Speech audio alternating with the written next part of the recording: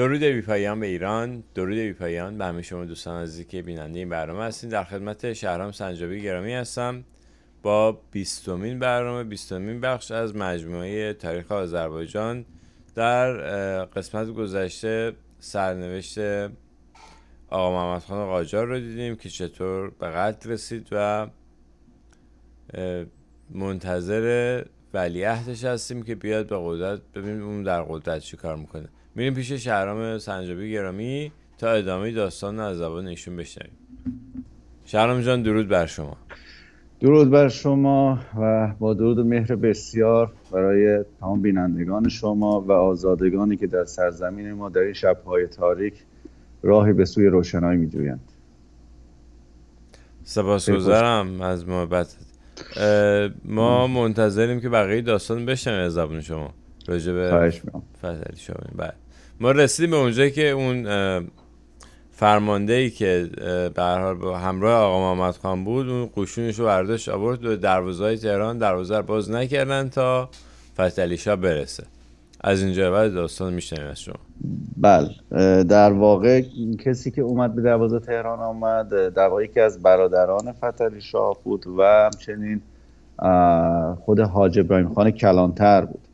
صادق خان شقاقی که میگم جواهرات آقا محمد خان همونجا غارت کرد با یک سری در واقع کردها و در واقع یک سری از ایلات کرد و یک سری از ایلات شاهسوند، حدودا 15,000 نفر می شدن. با اینا رفت تبریز و خودش یه حکومتی در اونجا ایجاد کرد.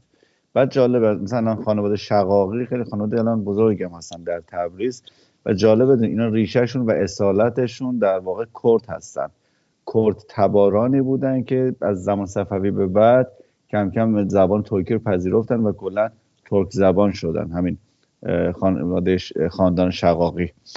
بعد روی من حالا در واقع پایان داستان دوباره من برمیگردم به تولد فتحعلی شاه و آغاز ماجرای پادشاهی که با مرگ آقا محمد خان هستش.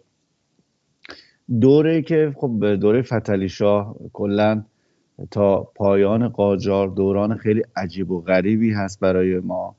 معمولا همیشه هر ایرانی معمولا وقتی که به فصل قاجار میرسه همیشه غمی وجودشون میگیره، واسه اینکه دوره قاجار برای ما دوره‌ای که خب ایران کوچک شده، ضعیف شده، به انحطاط رفته و قدرت‌های خارجی در واقع در اون دخالت بسیار زیادی داشتن. ولی خب میدونید دوره قاجار دوره بسیار عجیب غریبی است. دوره قرن 19 دوره قدرتگیری ابرقدرت‌های اروپایی که تبدیل میشن به قدرت‌های جهانی، مثل انگلستان هستش، بریتانیا در رأسشون، روسیه هستش، یک مدتی مثلا فرانسه هستش و خیلی از کشورهای جهان در واقع توسط این سه تا ابرقدرت از پا در میان رسما. مثلا ما غرب آفریقا، جنوب آفریقا اصلا منابع انسانیشون نابود میشه. اینها میرن در واقع به خصوص انگلیسی ها، بلژیکی ها، فرانسوی ها در واقع میرن در اونجا بردهگیری میکنن، مردم اونجا رو اسیر میکنن با هر کلکی. میرن با قبایل اونجا وارد ارتباط میشن، پولی میدن، مثلا میگن حمله کنید قبیله دشمن رو اسیر بگیرید، ما پول بهتون میدیم و اینها رو میبرن در واقع به صورت وحشتناکی هم تلمبار میکنن. مثلا چارپایان اینا رو میندازن رو هم دیگه، از اقیانوس اطلس اینا رو رد میکنن. بسیار اینها از توی اقیانوس بیمار میشدن و اینها رو نیمه جان پرت میکردن توی آب که اونها خوراک ماهیا بشن و بقیه رو که میبردن به آمریکای لاتین یا آمریکای شمالی، به خصوص ایالات متحده، به عنوان حالا برده در مزارع پنبه، مزارع نیشکر کار کنن و زنانشون به عنوان حالا کنیز کار میکردن و داستان بسیار تلخ و وحشتناکی. مثلا ما داریم مثلا بچه‌هایی که این زنهای سیاه به عنوان دایه اینها رو مثلا بزرگ میکردن، به سن بلوغ رسید میشدن، به همون دایه‌ها تجاوز میکردن. یعنی اول تجربه جنسیشون رو با همین دایه‌های سیاه داشتن و داستان بسیار بدیه. این عقب ماندگی مزمن امروز آفریقا به نوعی یادگار همین استعمار همین اروپایی هستش. یا مثلا خب کل قاره آمریکا رفت به تحت استعمار همین سه تا دولت، یعنی فرانسه و اسپانیا و انگلستان. و باز هم دیدیم چه کشتار عجیب غریبی از سرخپوسته که از در واقع آرامترین و نجیبترین افراد بشریت هستن، چه بلایی سر اینها آوردن و نسلشون رو پاک کردن، به خصوص در آمریکای شمالی. در آسیا خب اینا رفتن به هند مسلط شدن و منطقه که اصطلاحاً هندوچین نامیده میشه. میشه گفت تنها 3 کشور در آسیا به نوعی از دسترسی اینا به دور موند، یعنی اینا نتونستن علنا استعمارش کنن. یکی ژاپن بود، یکی ایران بود و یکی چین بود. این 3 کشور رو نتونستن، بخاطر این کشور خب بنیه قوی اجتماعی داشتن. کشورشون هم حالا چین و ایران کشور بزرگی بودن. ایران خب علاوه بر اون اقوام متعدد، مسلح بودن مردم، از اون به اصطلاح چی میگن روحیه جنگی که مردم ایران داشتن. ما مثلا اواخر قاجار ما شورش‌های بزرگی در جنوب علیه انگلیسی هستن برپا شد که معروف‌ترش همین در واقع شورش رئیس علی خان دلواری بود. موانع جغرافیایی که در ایران هست، در واقع کویر، کوهستان‌های زاگرس مثلا، که در واقع از اون طرف به نوعی وجود رقابت قرار گرفتن ایران در یک ناحیه جغرافیایی که به نوعی رقابت بود بین این دوتا ابرقدرت روس و انگلیس، در این حال که ضربات خیلی بدی هم میزد، به نوعی باعث میشد که هیچ کدوم از این دوتا نتونن در واقع بیان و همه ایران رو با هم در واقع تصاحب کنن. بعد دوره قاجار یه دوره هم که هستش که خب ایرانی کم کم با زندگی مدرن، تجدد آشنا میشن، با مفاهیم مانند تفکیک قوا که بعدا اینو تو بحث مشروطیت مطرح میشه، اصلا بحث مشروطیت، بعد یواشش بحث دولت ملی، هویت ملی میشه میگفت در دوره قاجار کم کم شکل میگیره. روشنفکری ایرانی در این دوره ظهور میکنه که سلسلهشون میرزا فتحعلی آخوندزاده است که حالا در برنامه بعدی صحبت میکنیم. به نوعی هرچه که امروز ما در جامعهمون داریم میشه گفت به نوعی ریشه در دوره قاجار داره. به عنوان مثال آخوندیسم هستش، سرطانی به نام آخوندیسم به صورت مشخص. در خیلی دقیقا نشانی میدم. مدرسه صدر اصفهانی که در زمان فتحعلی شاه توسط صدر اعظم فتحعلی شاه و داماد همین حاج میرزا ابراهیم خان کلانتر افتتاح میشه و بسیار از بلاهایی که در سر ملت ما میاد تحت عنوان آخوندیسم از این فتنه دقیقا مرکزش و رأسش هم مدرسه صدر اصفهان هستش. یا مثلا خیلی جالب بدونیم ما مثلا تا قبل دوره قاجار مثلا چادر سیاه نداشتیم. این چادری که به زنای ایران تحمیل شده باز در واقع از آثار همون دوره هستش. خیلی چیزا ما مثلا اولین دانشگاه خب همین دوره به اصطلاح قاجار افتتاح میشه، اولین روزنامه، بعد شکل‌گیری آیین بهایت باز دوره قاجار هستش. خیلی خیلی مسائل امروز جامعه امروز ما داره در واقع ریشش برمیگره به دوره قاجار. یعنی دوره قاجار به نظرم از اون دوره‌است که از بسیار جهات قابل مطالعه است. یعنی خودش همین با اینکه دوره لحاظ زمانی چندان بلند نیست، فقط 125 سال هستش. یعنی یک آدمی اگه مثلا یکی بلند عمر کنه، ما داشتیم افراد 125 ساله میتونست کل دوره رو ببینه، ولی تغییرات بسیار عمیق اجتماعی و فرهنگی در ایران شکل میده. از اون طرف هم خب بعضی وقتا خب مثلا وقتی که همین جنگ‌های ایران روس که الان می‌خوایم راجعش صحبت کنیم، همه مثلا قاجارها رو به بی‌عرضگی و ناتوانی متهم میکنن، ولی واقعیتش اینه که اولا اگر اینا بی‌عرضه و ناتوان بودن چگونه توانستن حریف مدعیان داخلی شوند؟ اگر کسی باعرضه تر از اینها بود خب میتونست بیاد تاج پادشاهی رو بگیره. حتی ما میبینیم که همین فتحعلی شاه که دوباره میخواد تاج پادشاهی رو به سر بذاره، در چند جا باز شورش میشه و این مجبور میشه با در واقع مدعیانی که از طرف هم خاندان زند بودن و حتی خاندان افشار درگیر بشه و بجنگه. همین ها رو در واقع سرکوب میکنه و به صورت یک کتاز پادشاه ایران میشه. پس حداقل اینقدر عرضه داشته که در واقع کشوری مانند ایران رو تحت کنترل خودش بگیره.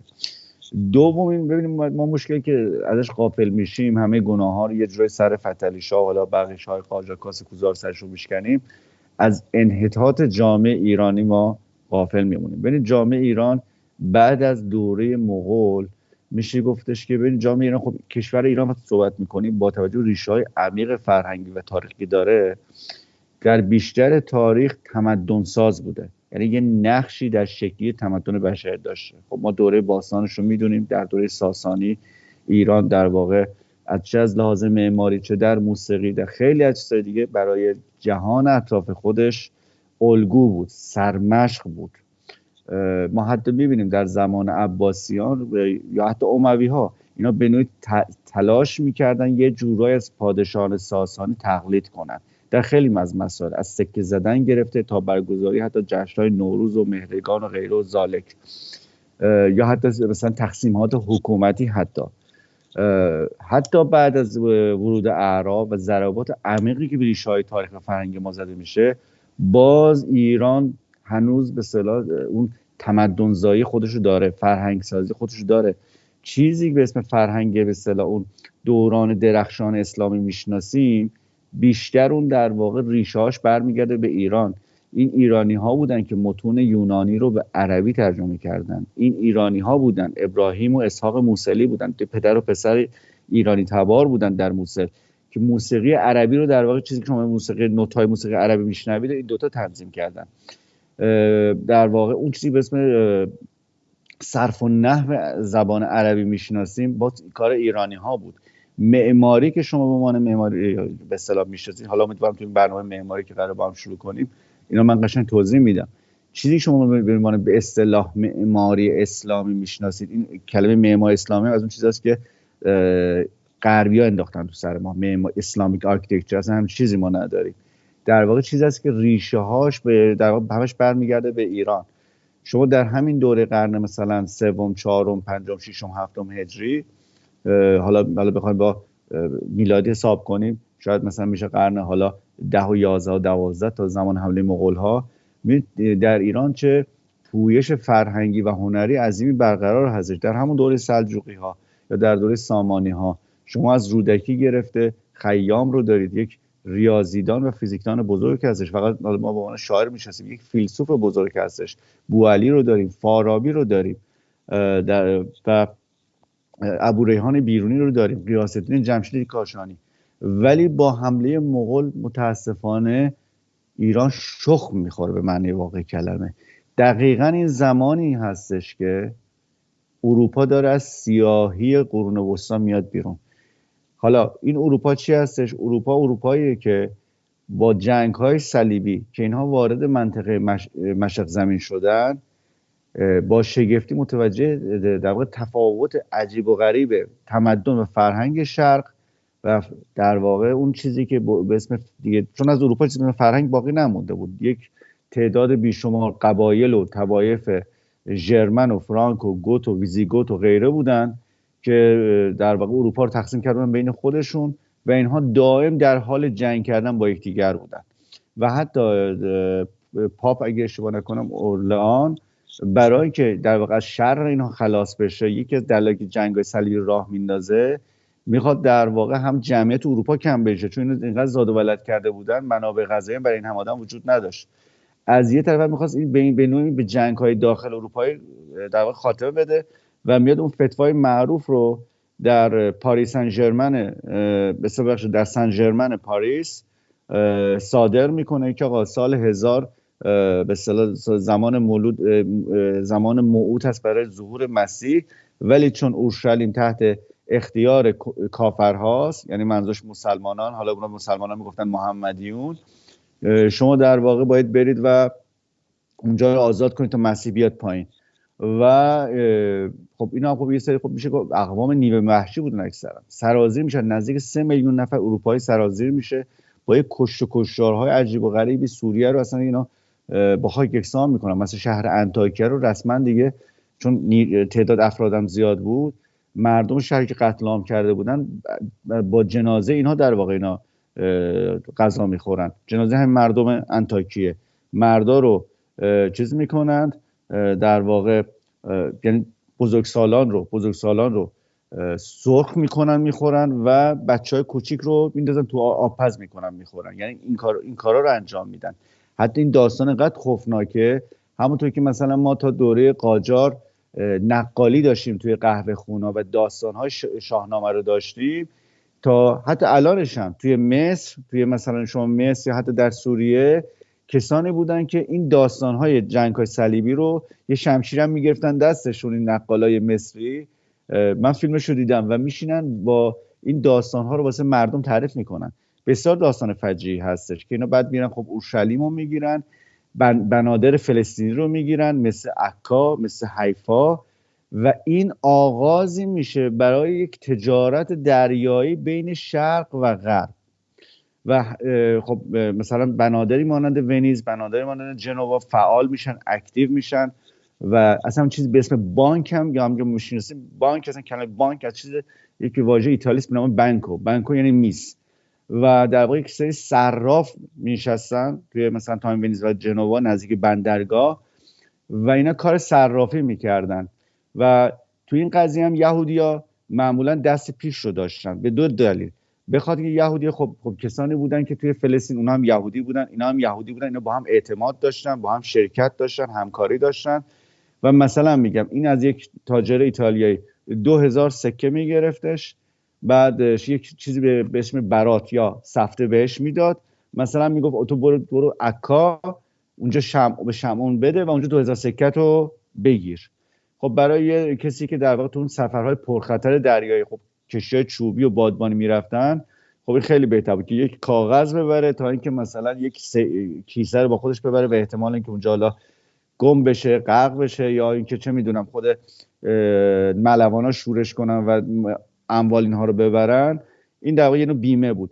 این باز بعضی طرف هم یهودی شانس دیگر هم داشتن که در واقع کلیسای کاتولیک گفته بود که آقا ربا فقط و فقط برای یهودی‌ها مجازه، چون اینا قوم لعنت شده هستن، اینا میتونن ربا خواری کنن ولی مسیحا نباید این کارو بکنن. بنابراین اینا میتونن این کار بانکداری رو انجام بدن و در واقع خیلی این قضیه بانکداری و به اصطلاح کارهای مالی به اینا در واقع خیلی ثروت توی چند قرن ثروت بسیار زیادی در واقع بخشید. خب کم کم همینجوری کانونهای ثروت توی ونیز و جنوا شکل میگیره. یعنی دولت شهرهای اروپایی که بعد از نابودی امپراتوری روم شده، اینا کم کم به خصوص اونایی که در دریای مدیترانه قدرت پیدا کردن. از این طرف خب اینا اومدن یه چیزایی بود که اصلا نداشتن، ندیده بودن، مثلا قاشق، چنگال. ایرانی‌های باستان قاشق چنگال داشتن، حتی عرب‌ها هم نداشتن، ولی اینا آمدن از ایرانی‌ها دیدن قاشق چنگال چی هستش. و وقتی که اینا اومدن توی فلسطین اینا رو دیدن یا سرزمین‌های شرقی توی بغداد اینا رو دیدن، اینا رفت به سمت اروپا. کم کم اینا رفت اروپا یاد گرفتن، شروع صنعتگراشون شروع کردن به ساختن و کم کم دوره قرون وسطا، یعنی ما وقتی میرسیم به قرن 15 میلادی، دوره هستش که کم کم اون سیستم فئودالی که داشتن، چون مثلا اینا هر رئیس قبیله‌ای که بعدن شده بود شاهزاده یه قلعه‌ای درست کرده بود برای خودش، قلعه رشد کرده بود توی چند قرن تبدیل شد به شهر. مثلا شما همین آلمان رو نگاه کنید، اکثر در واقع شهرهاش پسوند بورگ یا برگ داره. بامبرگ، هامبورگ، دویسبورگ. بورگ یعنی در واقع چیزه، نام در واقع برگ قلعه است، ببخشید کوه کوه. در واقع قلعه ها رو در واقع به اسم یک کوه مینامیدن و اینا تبدیل به شهر گسترش پیدا می‌کنن. یا مثلا خود انگلستان، شما چقدر شهر دارید که با پسوند کسل هست، یعنی قلعه، مثلا نیوکاسل مثلا. خب این قلعه تبدیل میشن به شهر و کم کم ما مواجه میشیم با بحث رنسانس که به اصطلاح در واقع تجدید اون حیات ارزش‌های روم هستش. اول توسط هنرمندان ایتالیا در واقع مطرح میشه. یه خاندان، حالا جالبه، یه خاندان مدیچی که تو فلورانس حکومت میگه، خاندان بسیار فاسدی هم بودن، با این زرسالاران هم پیوند بسیار عمیقی داشتن. این تفکر رنسانس، تضعیف کلیسا، شکل‌گیری اولین دولت‌های ملی در اروپا، یعنی با رنسانس و شکل‌گیری نهضت پروتستانیسم در واقع اروپایی‌ها اون بندها و قیود وابستگی به کلیسای کاتولیک رو قطع میکنن، به خصوص در شمال اروپا، یعنی در آلمان، کشور اسکاندیناوی، هلند و بریتانیا. و میدونید که سر همین قضیه هم جنگ‌های بزرگی هم میافتن بین خودشون، یعنی کسانی که دیگه از کاتولیسم بریده بودن، یه نهضت جدید دینی شکل گرفت مثل پروتستانیسم و بین مثلا یکی از معروف‌ترین جنگ‌هاشون جنگ‌های 100 ساله بین انگلستان و فرانسه بود. احتمال اینو حتما شنیدید و ماجرای ژان دارک و اینا که تو همین اثنای جنگ‌های مذهبی بود. خب با سال 1453 که همین سلطان محمد معروف سلطان محمد فاتح شهر کنستانتینوپل رو فتح میکنه، بسیاری از آثار نوشته های رومی توسط رومی هایی که نمیخواستن مسلمان میشن، نه دیگه علاقه داشتن در شهری که در اختیار ترکاس باقی بمانند، در واقع به ایتالیا برده میشه و اینها دوباره با بسیار از مسائل مربوط به امپراتور روم آشنا میشن، از معماری گرفته تا فلسفه و افکار و اندیشه های اونها. این همینجور ادامه پیدا میکنه تا زمانی که در واقع این تجارت دریایی در واقع گسترش پیدا میکنه. خب ببینید در تمام این دوران، یعنی خب دوره بعد از مغول، جامعه ایرانی در خواب هستش و متاسفانه یکی از عوامل در خواب موندن جامعه ایرانی در واقع عامل جغرافیاییه. امپراتوری عثمانی یک سد بزرگ و مانع هست برای ارتباط مستقیم ایرانی ها و اروپایی ها. حتی عثمانی ها به نوعی اون جاده ابریشم که ما در واقع جاده ابریشم 3 تا ورودی داشت. یکی از خود در واقع آناتولی بود، یکی در واقع که مستقیم از آناتولی وارد آذربایجان میشد، یکی از طریق عراق می اومد، یکی هم در واقع میومد وارد دریای سیاه میشد از بنادر در واقع گرجستان امروزی مانند باتومی یا آناکلیا. اینا در واقع بارا رو پیاده میکردن و با شتر میبردن به داخل ایران. عثمانی اینا همه رو بس بعد از سلطان سلیمان اومد محدود کرد که آقا مثلا من اجازه نمیدم مثلا این اروپایی‌ها اصطلاح امروز میخواد مثلا تحریمشون کنه، بایکوتشون کنه. خب این چه اتفاق افتاد؟ باعث شد که اروپایی دنبال راههای دیگری باشن. جستجوی راههای دیگر منجر شد به کشف قاره آمریکا، منجر شد که در واقع کشف در واقع امید نیک در جنوب آفریقا و اینها راههای دریایی پیدا کردن و یک سیکل و یک شبکه عجیب غریب تجاری شکل دادن. یعنی اینا میرفتن در آفریقا منابع انسانیشون رو غارت میکردن، بردهگیری میکردن، میبردن کجا؟ میبردن توی به اصطلاح قاره آمریکا، وادارشون میکردن به کار، محصول فراورده شده میومد توی اروپا فروخته میشد. این باعث شدش که در طول مثلا 1-2 قرن یک انباشت ثروت عجیب و غریبی در اروپا شکل بگیره. از اون طرف یه اتفاق دیگه هم افتاده بود. اینا از همون زمان که آمدن و در واقع فلسطین رو گرفتن، در زمان جنگ صلیبی، شروع کردن کتاب‌های شرقی ها رو به زبان‌های لاتین و بعدا به زبان‌های آلمانی و انگلیسی ترجمه کردن. یعنی به علوم شرق دست پیدا کردن. شما می‌بینید مثلا بیس پزشکی در اروپا با کتاب شفای بوعلی شروع میشه. یا مثلا یه چیز جالب به شما بگم، احتمالاً همه شما یعنی دوستان که ریاضی خوندن در ایران یادشون هست این فرمول آ به علاوه ب به توان 2 که مساوی آ2 به علاوه ب2 به علاوه 2 آب، اینو الان اروپایی‌ها به اسم نیوتن میزنن، میگن دو جمله نیوتن. این دروغ بزرگه، تقلب بزرگه. اینو خیام، اولین کسی که در واقع اینو در میاره خیام هستش، ولی اینو به اسم نیوتن در واقع رفته بیرون. از این دوزیا و شارلاتانیسم توی کارشون کم نیست، یعنی چیزایی که از ایران بردن والا به اسم خب این بعد از رنسانس بحث در واقع و اومانیسم و فلسفه اومانیسم و بعدش اون گسترش علم، این هم در واقع خب انباش ثروت و گسترش رشد دانش در اروپا به ویژه با چاپ کتاب و اون دستگاه چاپی هم که در واقع در آلمان انجام میشه و اینا نه تنها کتاب مقدس، بلکه کتاب‌های دیگر رو میتونن چاپ کنن. آموزش در اروپا میره بالا، سطح زندگی کم کم در اروپا میره بالا و رشد دانش در اونجا منجر میشه به رشد تکنولوژی، دستیابی به سلاح‌های گرم و کم کم خب این صنعتی که منجر میشه به انقلاب صنعتی. یعنی در سال 1760 ما اولین ماشین بخار در انگلستان ساخته میشه و انگلستان شروع میکنه در واقع کارخانجات رو، در واقع نیروی بخار رو وارد در واقع کارخانجات میکنه، کارخانه صنعتی شکل میگیرن که اولشون کارخانه‌های نساجی بودن. خب که منجر میشه به ارزان تمام شدن تولید در واقع فراورده هایی که در انگلستان در واقع تولید میشد. این قدرت عجیب غریب رو به اینا میده. خب این وسط بهتون گفتم در انگلستان مثلا در زمان ملکه الیزابت اول کم اصل با شاه طهماسب ما اشاره کردیم تو برنامه اولیه. سازمان جاسوسی انگلستان یا اینتلیجنس سرویس شکل میگیره. شما نگاه کنید یک سازمانی با این قدمت نزدیک 400 سال 400 خورده ای سال این سازمان جاسوسی چیز داره، قدمت داره. ولی حالا میایم به ایران خودمون. ایران فتحعلی شاه، پادشاه ما در واقع یک فرد ایلاتیه، یعنی زندگی و جهان پیرامونون در واقع یک با مناسبات ایلاتی در واقع شکل گرفته. خب اینا هیچ درکی از مناسبات دیپلماسی جهانی ندارن و حالا اومدن با گرگ ها و خرس های طرف شدن، گرگی مانند انگلستان و خرسی مانند روسیه که در واقع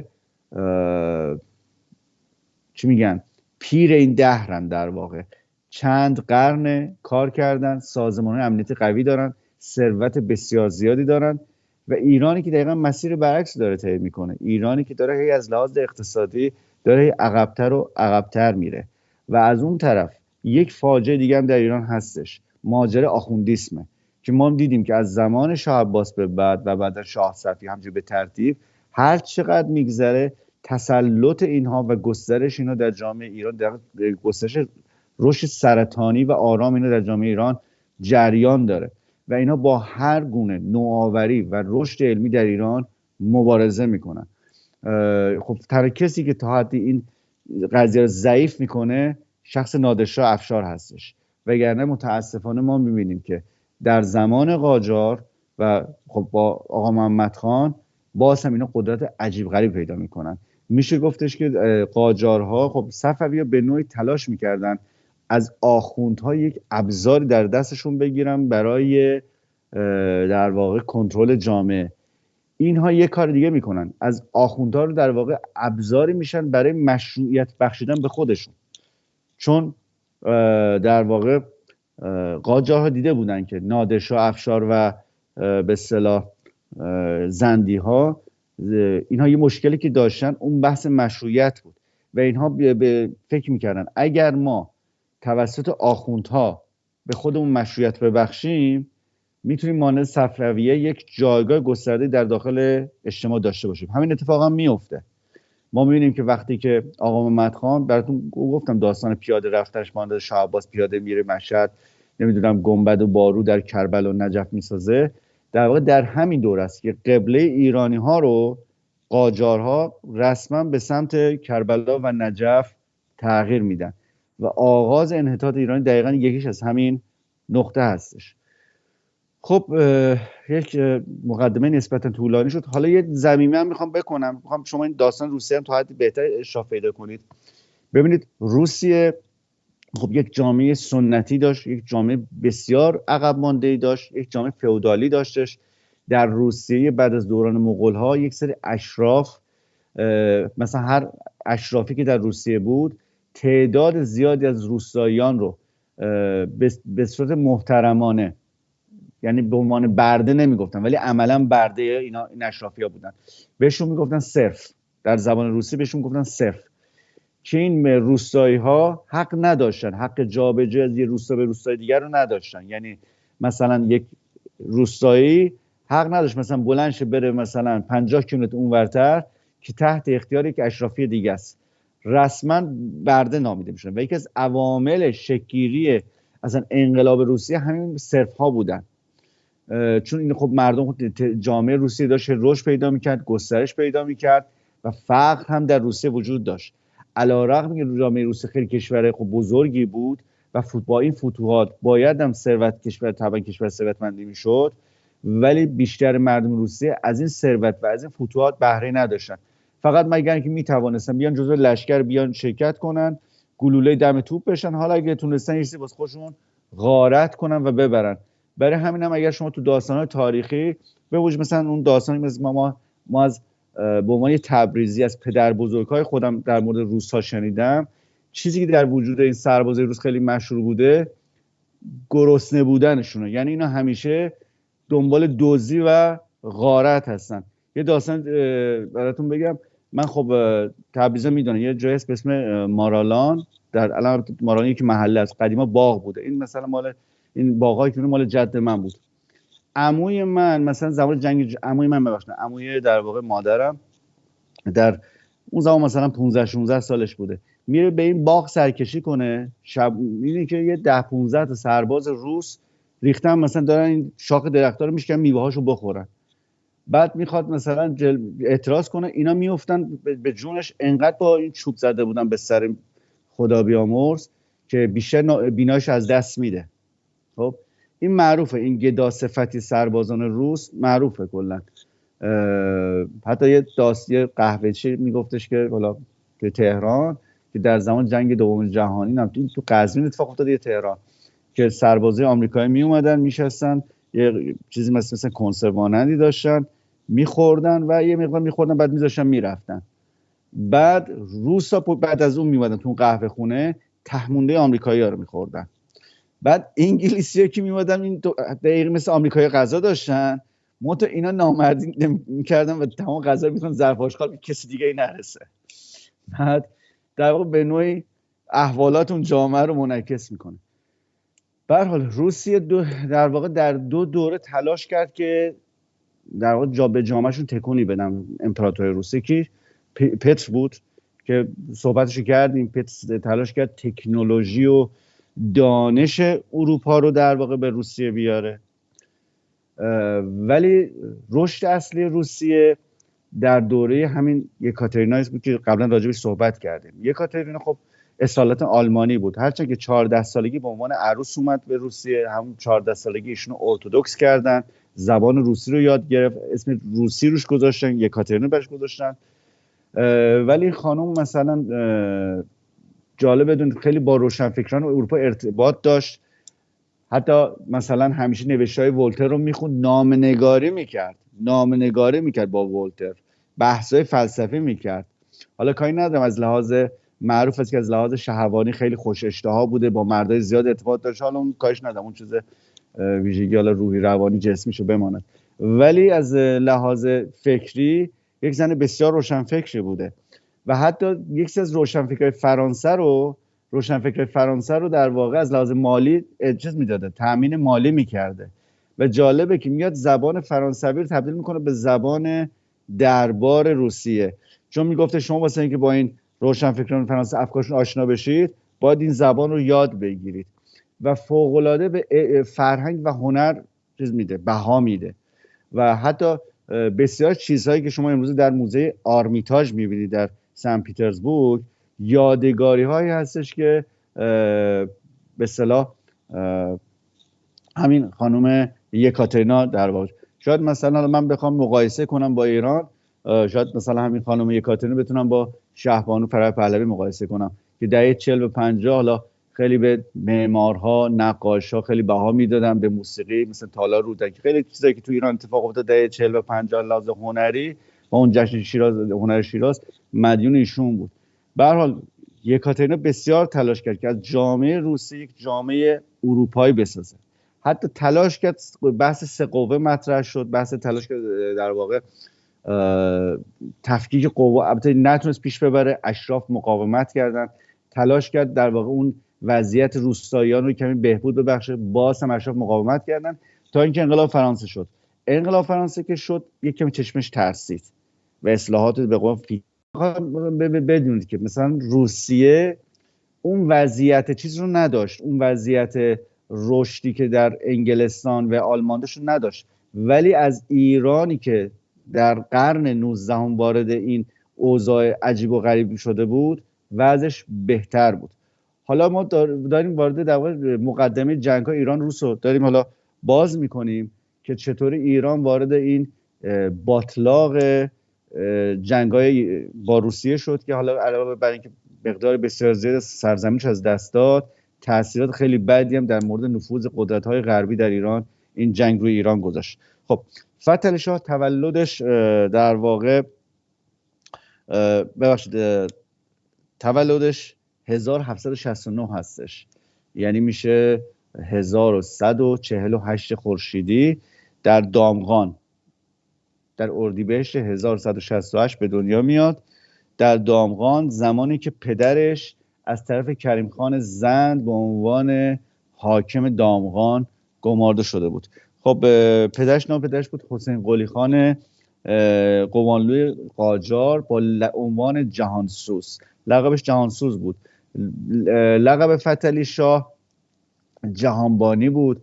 جهانبانی رم در واقع این لقب جهانبانی آقا محمد خان بهش داد زمانی که در دوران درگیری با لطفعلی خان این بابا خان از خودش خیلی رشادت نشون داد، در واقع قسمت بزرگ از بخش جنوب ایران رو بابا خان در واقع تونست فتح کنه و به آقا محمد خان تقدیم کنه.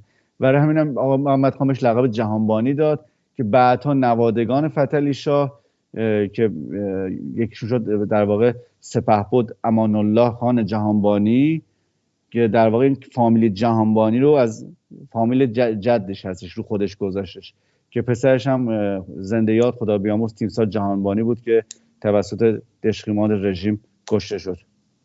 نادر جهانبانی، بله. پدر و پسر جفتشون سپهبد بودن. امان الله خان متعلق به دوره رضا شاه بزرگ هستش. سپهبد جهانبانی هم که در واقع فرمانده اگه اشتباه نکنم این آکروباتیک نیروی هوایی آکروجت طلایی ایران بود. بله. البته با حفظ سمت اگه اشتباه نکنم رئیس تربیت بدنی ایران هم بود ایشون. بر روی البته خب قاجار خب نسل میدونید که همین آقای فتحعلی شاه 169 تا همسر عقدی و صیغه داشتش. خب ایشون به 3 چیز معروف بودن اون زمان. یکی به ریش بلندش، خیلی ریش بلندش دوست داشت، همیشه اینو بهش میرسید و به اصطلاح تزیینش میکرد. یکی کمر بسیار باریکش که میگفتن کمرش مثل زنبور میمونه، و فرزند آوری هاش. در مورد فرزند آوریش حالا داستان زیاده، ولی در واقع حدود میگن 1200 بچه داشته. خب ولی کسی که 165 تا بچه داشته، زن داشته، خب 1200 چند عدد عجیب غریبی نیستش. حالا بعضا به بعضش یادم تهران بعضی شوخی میکنن و میگن که کلا تهرانی های قدیم نسلشون همه از فتحعلی شاه هستش، به خاطر تعداد بچه‌ای که فتحعلی شاه درست کرده بود.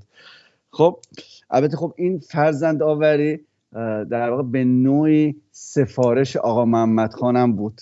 یعنی آقا محمد خان ازش میخواد که تا میتونه در واقع بچه درست کنه و تعداد قاجارها رو در واقع زیاد کنه. ایشون وقتی که بزرگ میشه، یعنی در سن کودکی، در سن 5 سالگی که میشه، کریم خان به عنوان گروگان، چون پدرش حاکم دامغان بود و یعنی یه رسم بود دیگه توی هم زندی هم قاجار، اگه از کسی مثلا میترسن خیانت کنه خانواده‌اش گروگان میگرفتن.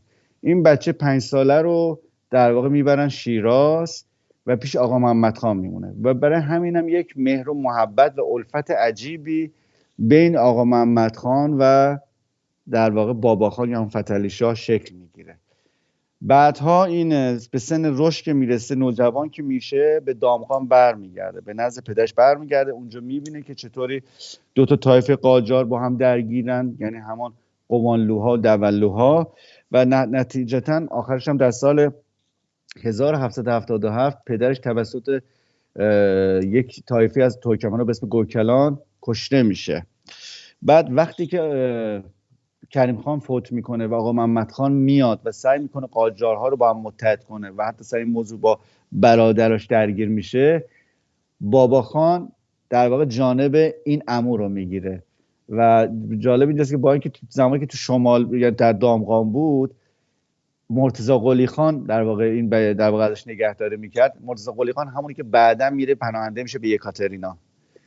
ولی با این حال این حالا از چون بچگی اون سلفتش با آقا محمد خان بود، میره طرف اون و میگم این از همه عوامل بود که هی محبت آقا محمد خان هی به این بابا خان هی بیشتر و بیشتر میشه.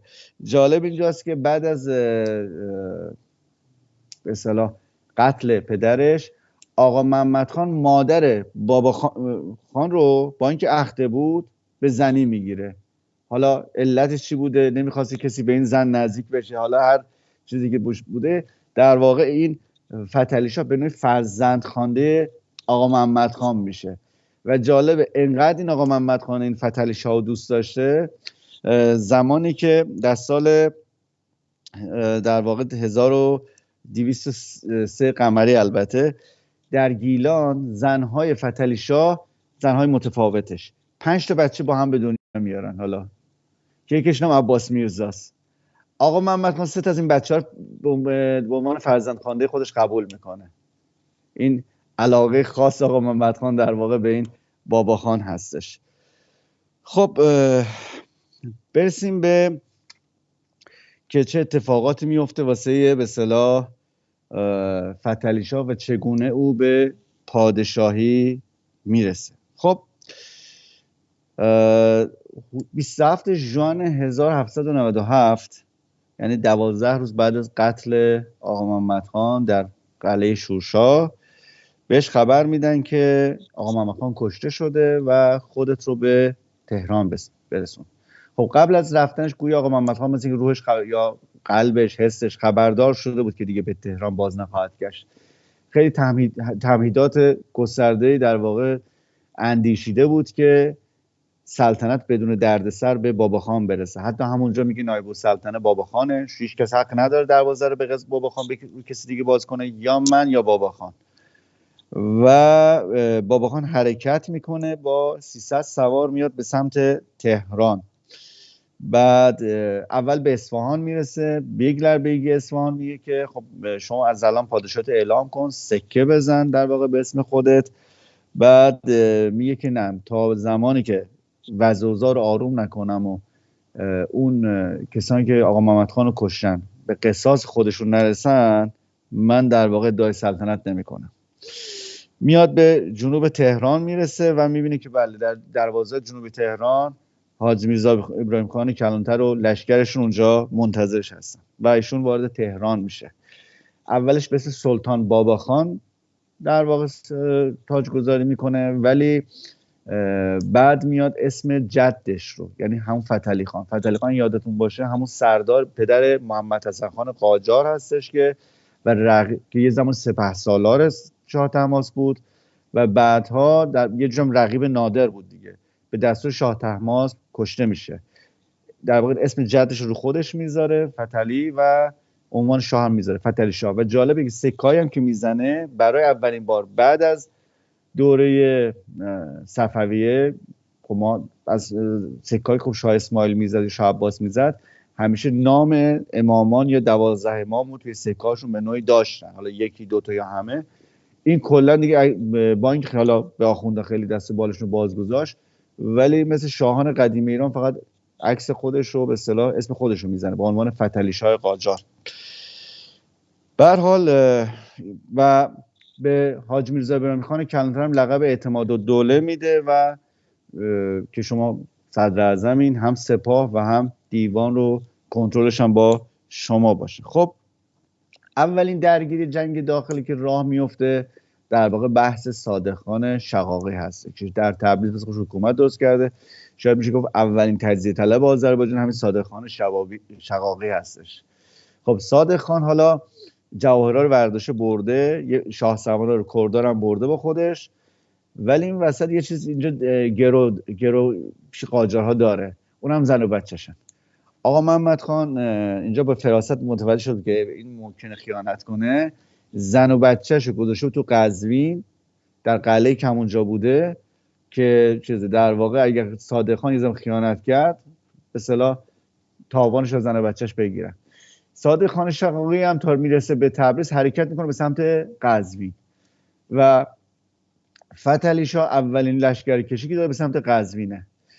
در اونجا درگیر میشن و در یک جای منطقه قزوین به نام خاک علی در واقع فتحعلی شاه صادق خان شقاقی رو شکست میده و خب اون برادر صادق خان میدون رها میکنن، فرار میکنن به سراب که خاصگاهشون همون منطقه سراب بوده و در واقع صادق خان هم تقاضای عفو میکنه و فتحعلی شاه شرط میذاره، میگه باید تمام جواهراتو برگردونی و فتحعلی شاه هم قسم میخوره که خونشو نریزه.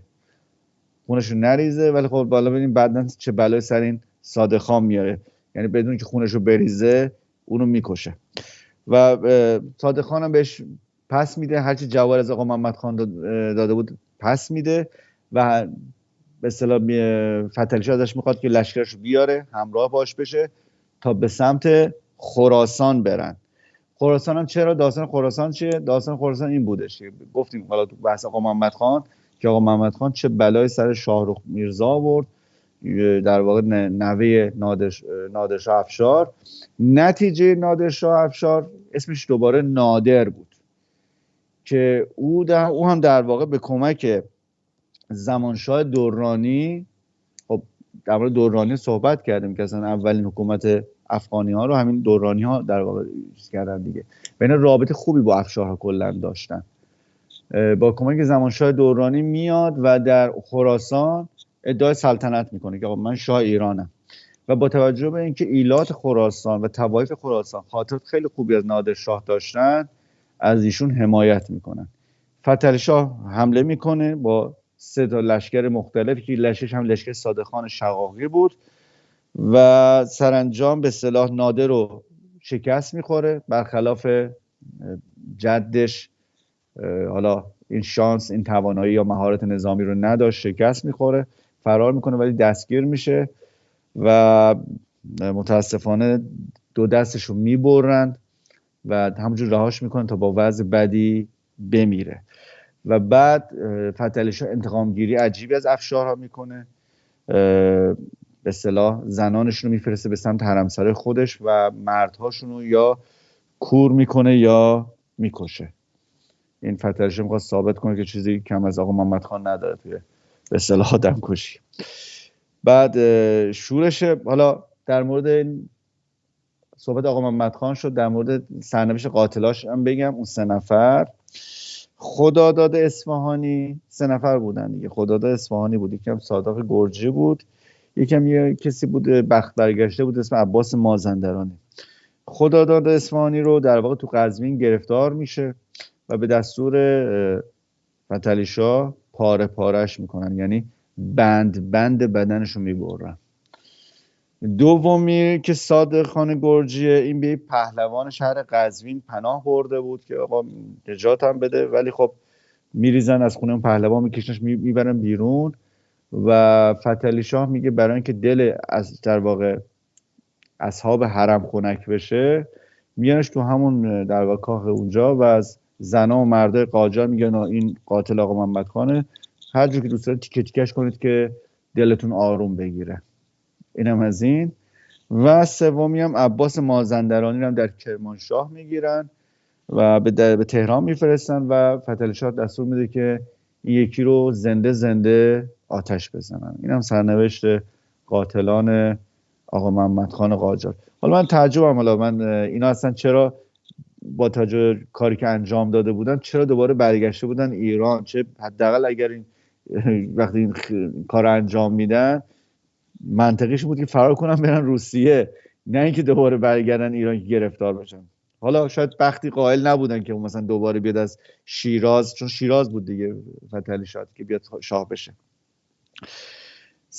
شورش بعدی شورش محمد خان زند بود. این محمد خان زند پسر زکی خانه. زکی خانم که گفتیم برادر کریم خان بود، در واقع برادرزاده کریم خان بود.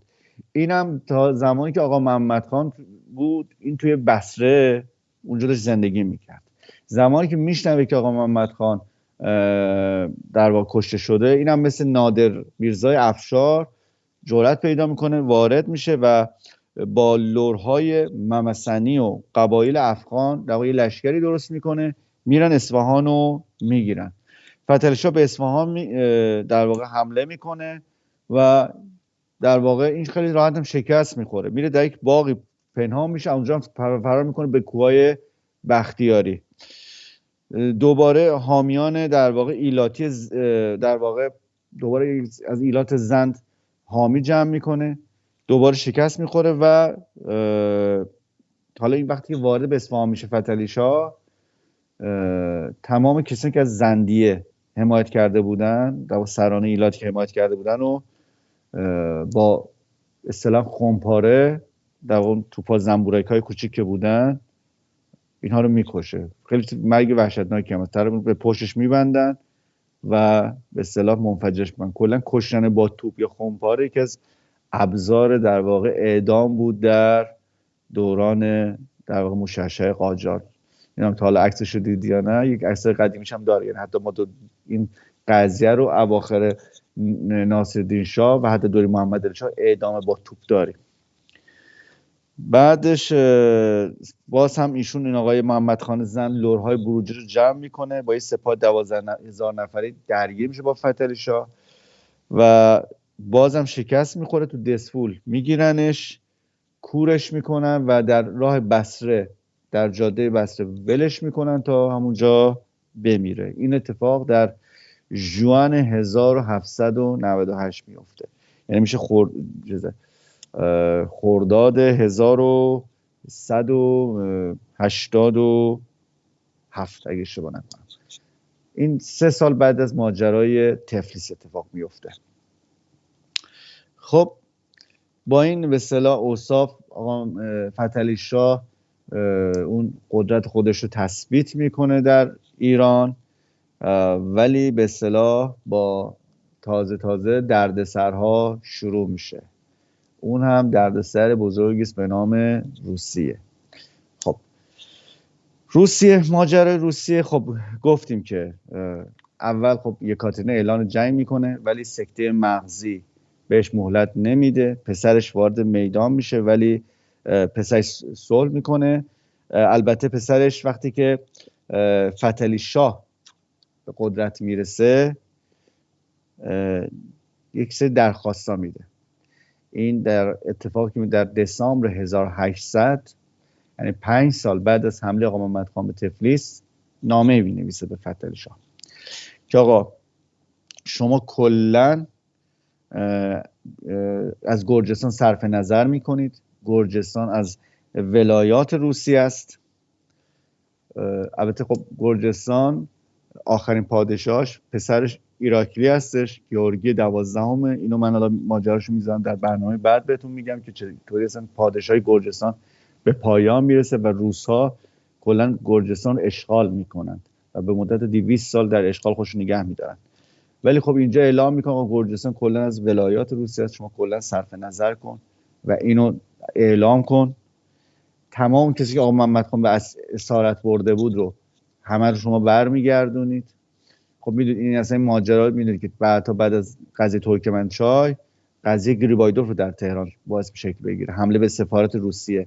این قضیه در اسرای گرجی دامنش حتی تا اون زمان هم کشیده میشه. سوم، این خرابی هایی که شما در تفلیس به وجود آوردید باید بابتش غرامت بدید. خب فتحعلی شاه حتی بین یک مردی مثل پیتر ایوانوویچ و حاج ابراهیم خان کلانتر سر این مسائل مطرح شده مذاکرات و بحثایی در بر میگیره و سرانجام تزار پاول یه 2-3 ماه بعد از این نامه ترور میشه در روسیه و شخصی به نام الکساندر یکم تزار روسیه میشه. یکی از در واقع معروف ترین تزارهای روسیه است، به خاطر که بسیار از فتوحات روسیه در قفقاز توسط این آدم انجام میشه و شکست ناپلئون هم توسط همین الکساندر یکم انجام میشه. خب اونجا وقتی الکساندر یکم در واقع به حکومت میرسه، مشاوراش پافشاری میکنن، میگن که اتفاقی که در تفلیس افتاده، خب اینها هم مذهب های ما هستند، اینا همه عیسوی هستند، ارتدوکس هستند و تو به عنوان پادشاه ارتدوکس ها، خب میدونید چون به خاطر اینکه بعد از اینکه کنستانتینوپل یا چیزی که امروز بهش میگیم استانبول فتح میشه، به نوعی مرکزیت مذهب ارتدوکس به شهر مسکو انتقال پیدا میکنه و به نوعی پادشاهان روسیه خودشونو پادشاه تمامی ارتدوکس مذهب ها میدونستن. حالا هم از اوکراینیا و بلاروس ها و نمیدونم بلغارا و غیره، اینا یا سرب ها خودشون اینو قیم بودن، قائل بودن که بله هم مذهب های ما رو کشم و این وظیفه مقدسه تو، اصلا وظیفه دینی توی که به ایران اعلان جنگ بدی. و به خصوص یک پرنسسی بود به اسم سیسیانوف. این سیسیانوف ریشه گرجی داشت، خیلی شاکی هم بود بابت قضیه تفلیس و خیلی پافشاری میکرد که باید در واقع شما حمله کنیم به سمت در واقع ایران. و در سال 1802 یعنی 2 سال بعد از آغاز، یعنی اون نامه‌نگاری‌ها و بحثایی که شروع می‌شدن بین تزار روسیه پاول و فتحعلی شاه، تزار جدید یا الکساندر در واقع این سیسیانوف رو مأمور میکنه که شما برو به اصطلاح گرجستان در اختیار خودت بگیر، یه نظمی هم به امور بده. و سیسیانوف وقتی به گرجستان میرسه و استقرار میکنه در حکومت روسی رو در گرجستان مستقر میکنه، حمله میکنه به شهر گنجه. در شهر گنجه در 1803 و یه جورایی میشه گفتش که تلافی تفلیس رو سر اهالی گنجه در میاره و خیلی از مردم اونجا رو میکشه.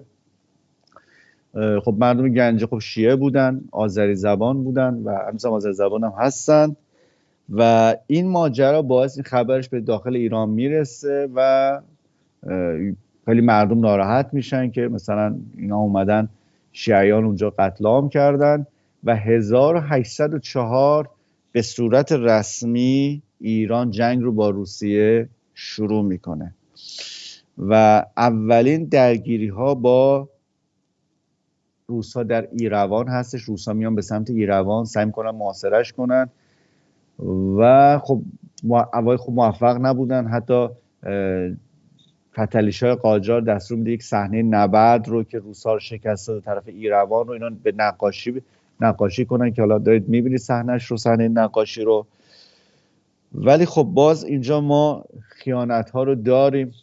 بگلر بیگی یا همون والی ایروان یک آدمی بود به اسم محمد خان قاجار. این آقا دروازه‌های ایروان رو به روی سپاه ایران بسته بود و خب عباس میرزا بودن. این جنگ 9 سال طول میکشه، از سال 1804 تا 2013 ژانویه 2013 جنگ طول میکشه و حالا کشاکش زیادی انجام میشه. 1813 9 سال، حدود 9 سال جنگ طول میکشه. خب تو این اثنا کشاکشایی که ازش یک زمان ایرانی‌ها جلو میرن، روسا عقب میشینن، مثلا ایرانی میرن تالش رو میگیرن، اردوباد رو میگیرن، اونا دوباره جلو میان. تو این کشاکش که هستش ایران تلاش میکنه از قدرت‌های خارجی کمک بگیره. اولین قدرت انگلستان هست. حالا چون ایرانی‌ها از ماجرای در واقع برادران شرلی و جنگ با عثمانی خاطره خوبی داشتن، فتحعلی شاه فکر کنه اون دور است، اون زمان است. درسته که اصلا داستان خیلی فرق میکرد. انگلیس خودش یک طرف بازیگر بود و دوست داشت ایران ضربه بخوره، ضعیف بشه، ولی روسیه هم جلو نیاد. یعنی بازی عجیب غریبی میکرد انگلیس. یعنی هم داشت ایران ضعیف میکرد ولی اون از بین نمی برد، چون میخواست به عنوان حائل بین خودش و روسیه در واقع نگه داره. خب انگلستان شرایط عجیب غریبی واسه کمک میذاره. میگه که شما جزایر هرمز رو در واقع به ما بدید و بندر بوشهر رو و همچنین بنادر مازندران رو ما به اونجا کشتیرانی کنیم. خب فتحعلی شاه در واقع مایوس میشه و دست دراز میکنه به سمت فرانسه. کدوم فرانسه است؟ فرانسه ناپلئون بوناپارت هستش. ناپلئون بوناپارتی که بعد از اون فجایعی که انقلابیون فرانسه ایجاد کردن و میدونید که خیلی لطمه بدی هم زدن، خیلی از دانشمندان بزرگان فرانسه رو نابود کردن. این همین ماجرای جمهوری اسلامی میشه گفت انقلاب فرانسه میشه گفت پدر یا مادر تمام این انقلابات ویرانگر روسیه و ایران هستش. ناپلئون بوناپارت دوباره تلاش میکنه که در واقع اون عظمت فرانسه رو بهش برگردونه و بله. خب من داستان در واقع ناپلئون بناپارت رو با توجه به زیغ وقت نگه میدارم همینجا، و اینکه ورود ناپلئون بناپارت و بدعهدی فرانسوی ها چه ضربات ویرانگری بر ایران و آینده ایران میزنه. سپاسگزارم از همراهیتون. متشکرم ازتون. سپاسگزارم از شما. این برنامه اسمش تاریخ آذربایجان، ولی الان یه خلاصه از تاریخ اروپا رو هم گفتی اینجا تو این برنامه و خیلی عالی بود، لذت بردیم، استفاده کردیم. شهرام جان خواهش میکنم. خب ممنون. ببینید بعضی چیزا رو من خیلی سریع هم گفتم، تلاشم بله. خیلی فشرده بگم. بخواستم بگم که این قدرت هایی که یهو در اروپا ظهور کردن فی‌البداهه نبودن، همه اینها در واقع ریشه هایی داشت، بله، شکل گرفت بله. و اینا به در واقع به این قدرت رسیدن. درسته. حالا داشتی میگفتی که چجوری اومدن تو آفریقا بردار گرفتن بردن. ببین الان یه جزایری هست اسمش جزایر کارائیب، خیلی برای الان تفریحات مثلا از آمریکا میرن جزایر کارائیب و این برابر. این جزایر کارائیب که میری میبینی که مثلا آدمایی که اونجا زندگی میکنن همه سیاه‌پوست آفریقایی هستن و من برام سوال شد که چرا مثلا آدم بومی مگه نداشته اینجا. بعضی از این جزیره‌ها که اصلا سکنه‌ای نداشته، ولی اونایی هم که داشته سکنه‌شو کشتن و تمام جنگل‌های خاصی که اونجا بوده رو از بین بردن، صاف کردن که مزارع پنبه درست کنن. کارگرش هم از همین آفریقا برداشتن بردن اونجا که الان اونا شدن بومیان این جزایر به قول معروف. یعنی میخوام بگم که این فجایعی که به بار آوردن وحشتناک بوده اروپایی‌ها و امروز شدن مثلا مهد تمدن دنیا، خودشون معرفی میکنن، تاریخ سیاهی پشت سرشونه. سپاسگزارم از محبتت. خواهش میکنم، تمنا میکنم. تا برنامه بعد تا ببینیم که سپاسگزارم. ناپلئون با فتحعلی شاه و اینا. ما تو کتابای تاریخی یه خورده خوندیم ولی مطمئنم که تو توضیحاتت خیلی دقیق‌تر و بهتر است. پس تا برنامه بعد. بدرود. سپاسگزارم. بدرود. قربان. بدرود.